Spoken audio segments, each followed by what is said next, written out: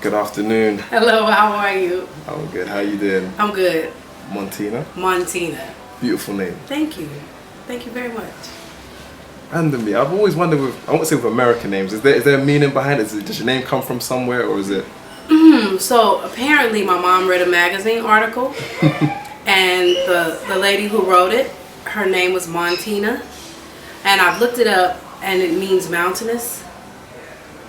I am pretty tall, 5'11".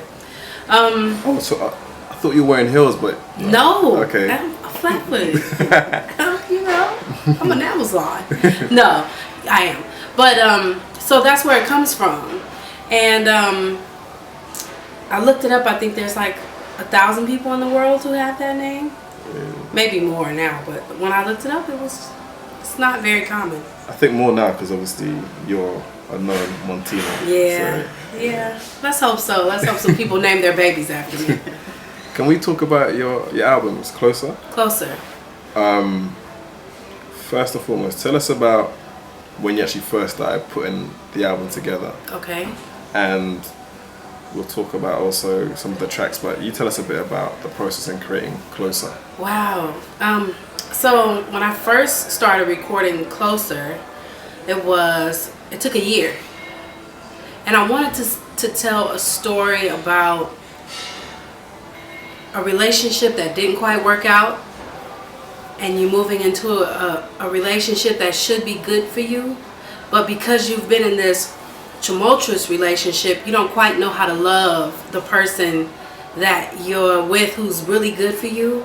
And then finally realizing that yes, all this love matters, but the most important relationship is your relationship that you have with your creator. And so that's what this album is about. It's just about a journey through love. Good, bad, indifferent, that's what it is. And everybody goes through it. Everybody goes through that relationship where they know this person isn't any good for them, but they stay because they may be hot or attractive, or it could just be convenience. And then getting to that relationship where you feel like, I know this is good for me, but I don't know how to navigate through this. And then finally saying, man, I need a foundation. And if I have this foundation, a relationship with my creator, then all these other relationships will work. So that's what the album's about. I mean, they do say it's almost like a pyramid where you have God at the top, and as long as you focus on that, yep. And then if you're both focused on that thing, then it comes down and it should have an alignment. Absolutely. Yeah. Absolutely. But I think not only is God the top of the pyramid, but he's also the bottom because he's your foundation. Because if you don't have a great foundation, you can't build anything on top of that. So the album was just some of the songs I wrote, like Starting Over Bitch, I wrote in my bathroom in the mirror.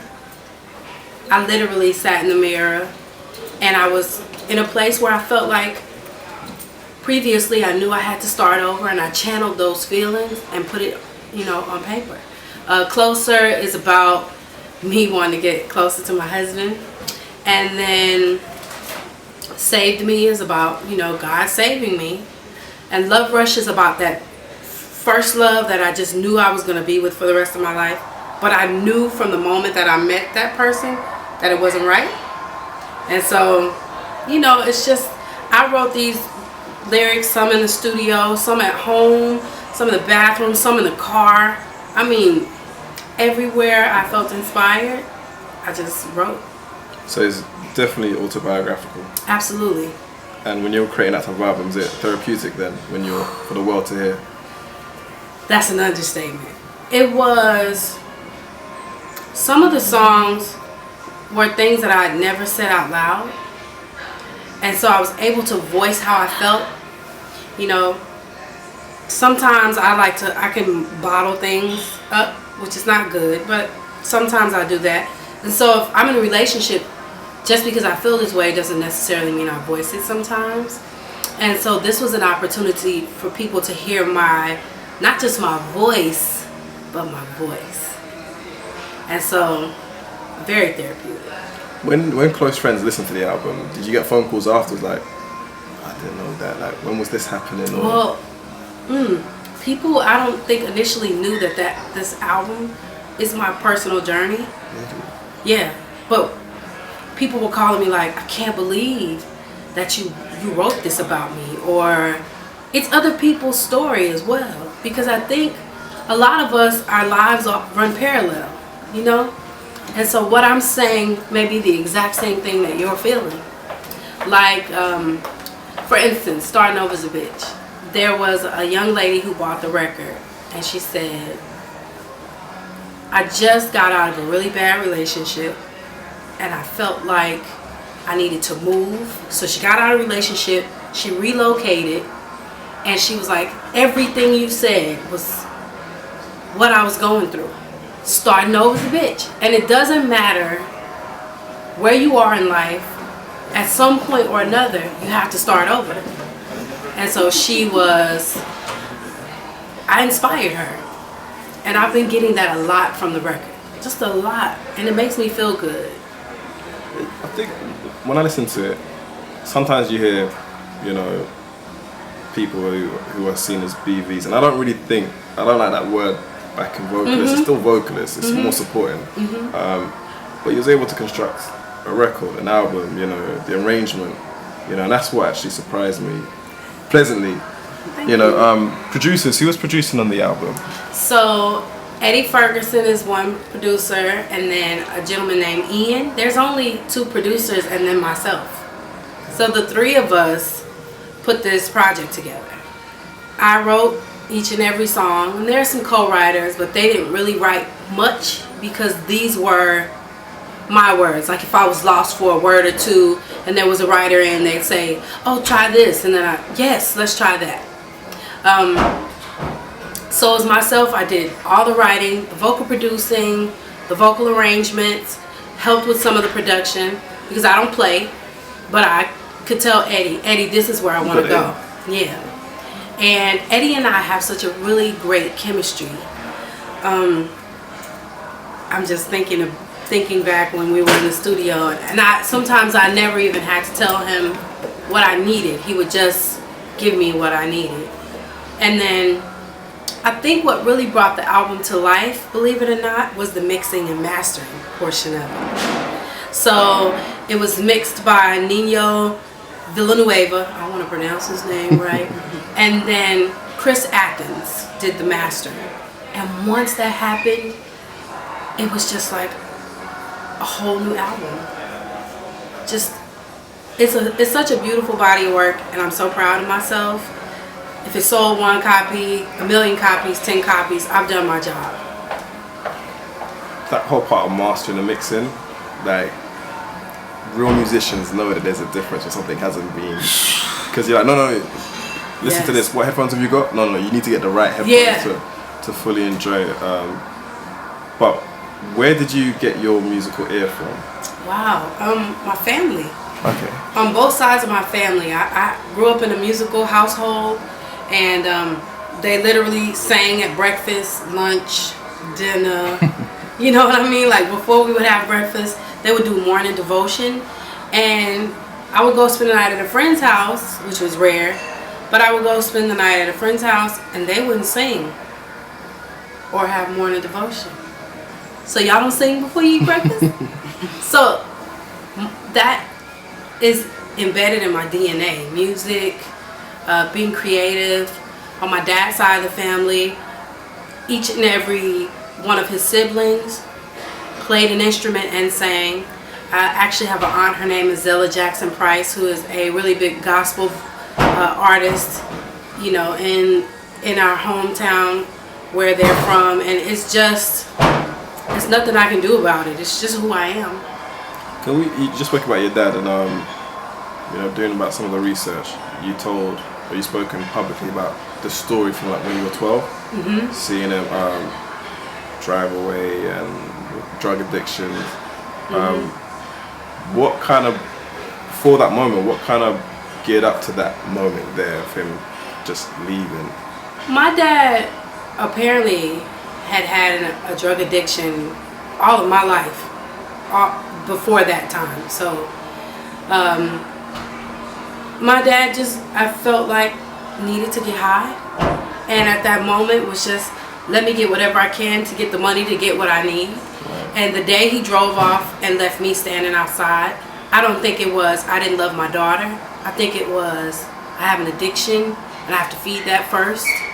And, you know, I'm not thinking about that. Everything past that moment, my dad and I, first of all, we're really good now, really close. And everything that he remembers, he's asked for forgiveness for. And as a loving daughter, I extend that forgiveness. Because I believe that in order for me to move on and have my freedom, I have to forgive, because forgiveness is freedom. It's the one thing that when you let go of those things, those burdens that hold you down, once you let go, you feel so much lighter and freer. And so we've had conversations about that moment, and I let him know everything that I had gone through, because I literally at 11 went from being a normal sized kid, a normal happy go outside and play kid, to a morbidly obese kid who stayed indoors and wasn't social. I had fallen into depression. I immediately felt abandoned at that moment, and it was a rough road out of that. So you can definitely see the time when the pendulum swung. Yeah. You have that interesting story where I think you're at 18, where you actually, how many pills? So you wanted to overdose. You had enough.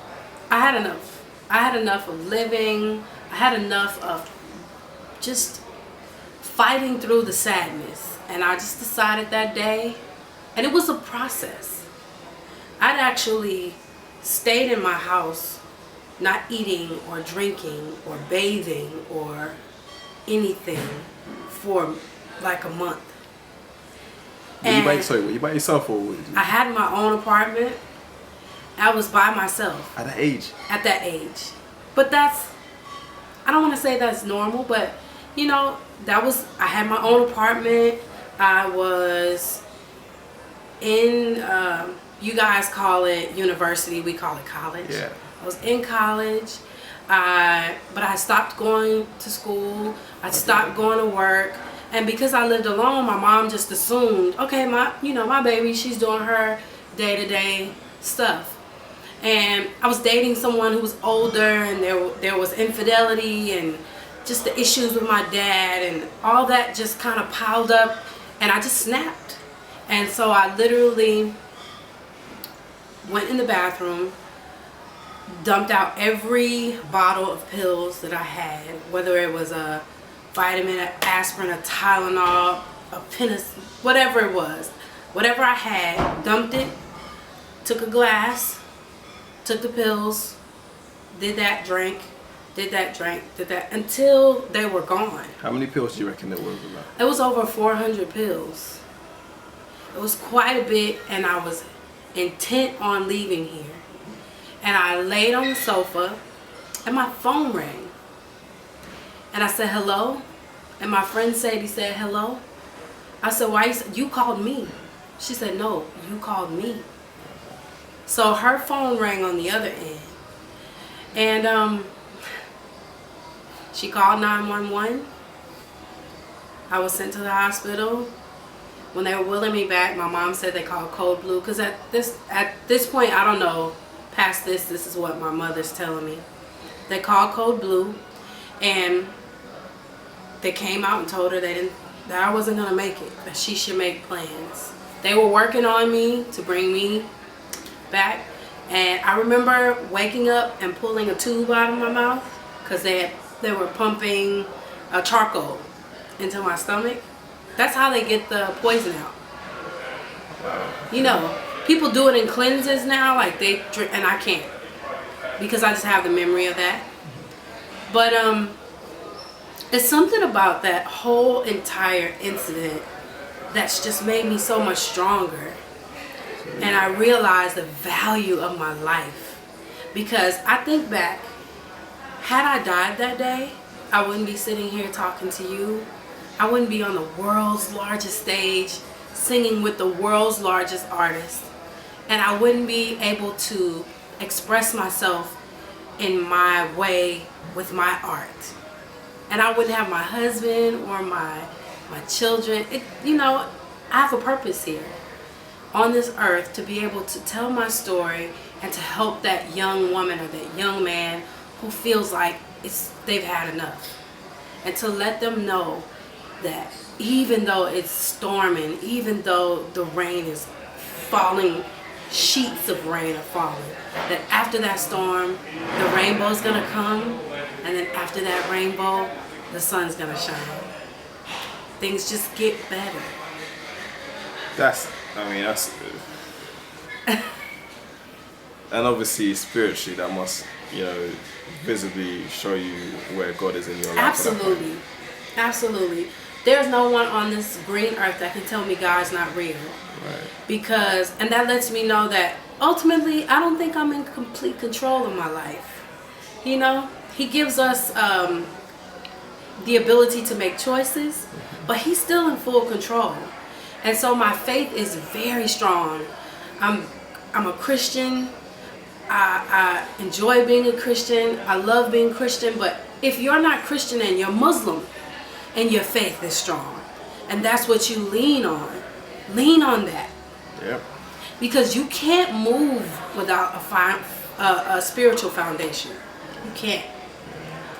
And I think it's also like, wherever your foundation is and whatever you have a belief in, like, just stick to it. Because I think sometimes people say, oh, well, and ultimately it's salvation, isn't it? So it's your own faith with God. And it's not like, okay, hey, everyone come to the party. I'm a Christian, you want to be one too? Yeah. So it's like, and I think within the Christian circles, there are sometimes judgmental elements like, well, this is the way you should be if you're a Christian. And I just think your faith is important, and you've articulated very well that your God is real. Yeah. And that is mostly what's important.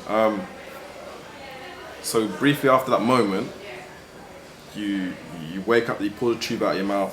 What's the first thing that comes to your head when did you realize that, like, maybe your last memory was putting pills in and then now you're in hospital, or what did you remember after you woke up?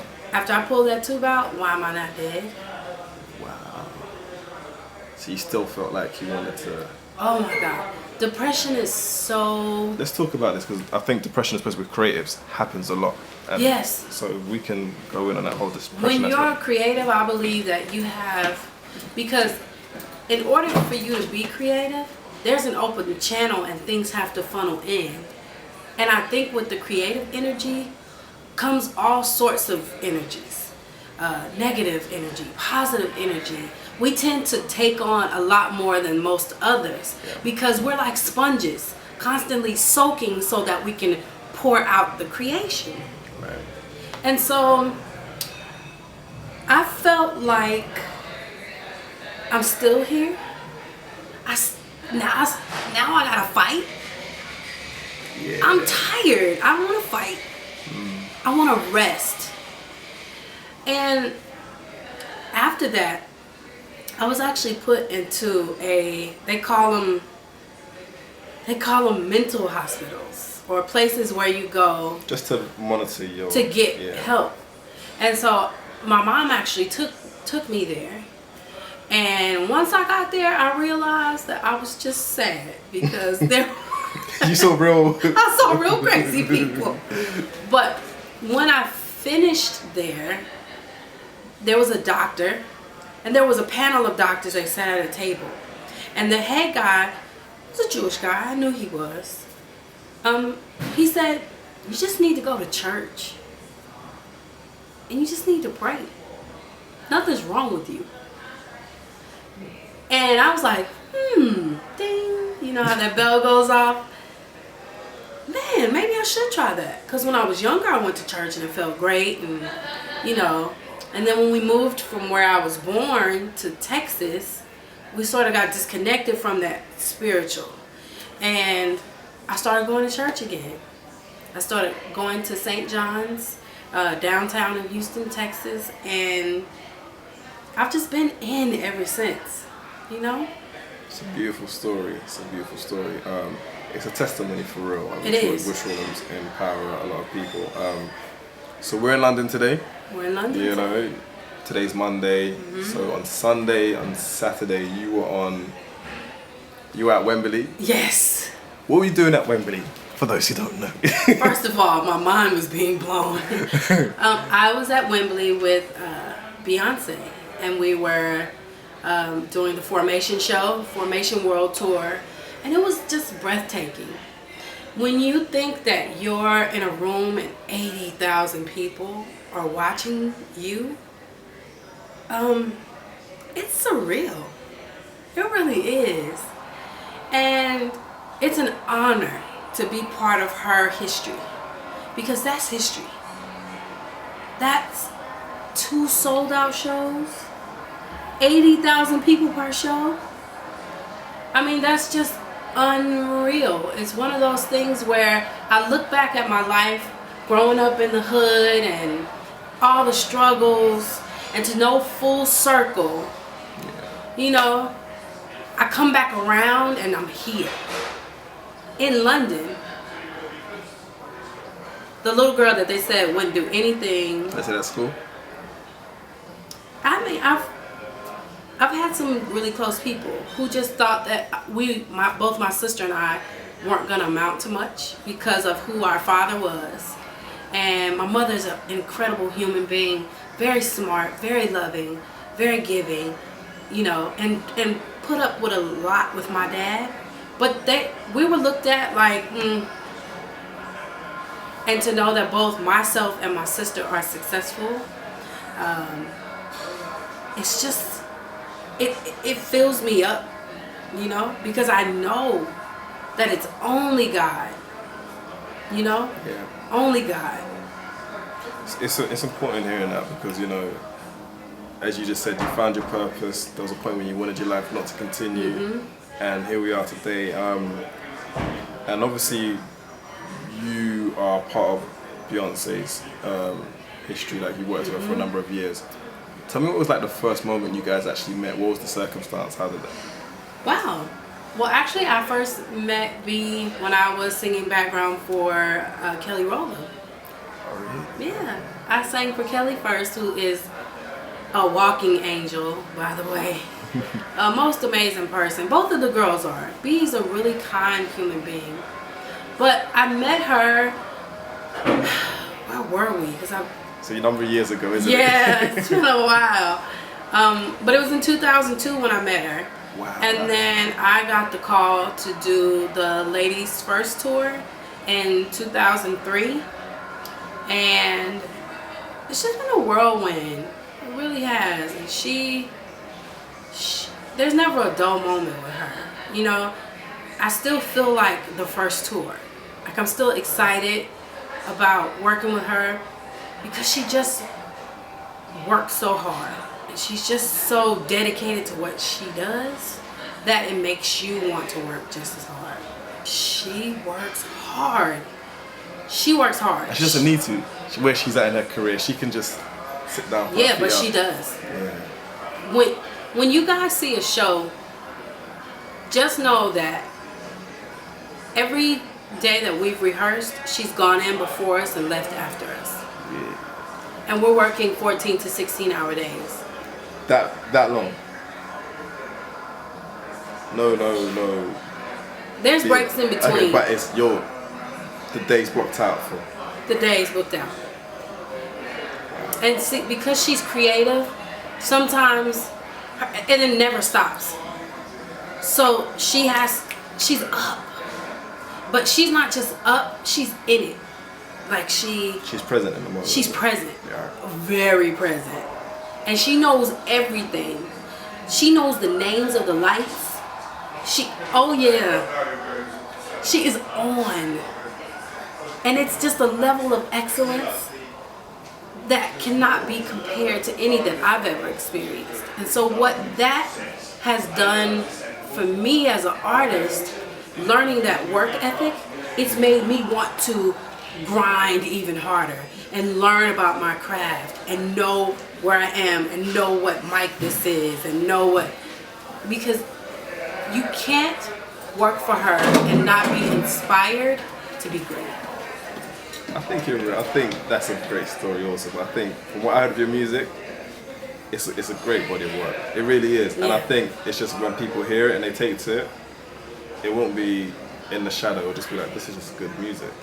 You know, kind of like in closing, what are some of the lessons you've learned being in the music industry? I've learned self-worth in the music industry because in this industry, it's very based on body image and sexually what you look like. And so I've learned that I'm more than that. And you can't put that on me. I won't accept it. And I've learned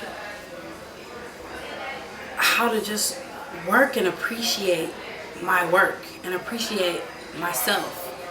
Ultimately, I've just learned just appreciation for who I am. Because ultimately, that's what makes a superstar. When you're different and you're confident and you know who you are. And that's what I've learned in the industry. And in closing, where can people find you on socials, and if you want to plug a bit of the album? I'm co-signing it. I'm going to put a link up on the site. It's a good album. Thank you. So Closer is the album. You can get it on iTunes, Amazon Music, anywhere you can download music and pay for it. Social media, Facebook, Twitter, Instagram, all Montina Cooper. And then, and Periscope too. Snapchat I love, and so that is Montina Work.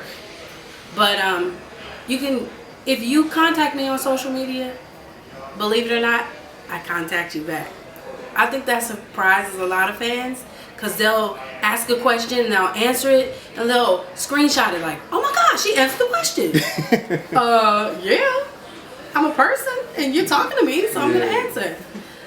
It just comes out to the whole appreciation aspect that you're saying. Oh man, because I just know that Beyonce wouldn't be who she was if it wasn't for the public, if it wasn't for the fans. I'm not who I am when it comes to me being an artist and being received. If it's the fans, it's them. They make us. They really do. Well, Montina Cooper, it was great talking to you. Thank you. Have a good rest of the. Well, I was gonna say good rest, but I was gonna say have a good rest of the tour because it's gonna be. I don't think I'm gonna have a good rest, but I'll definitely. I'll have a good rest of the tour. All right, thank you for your time. You're welcome. Thank you so much.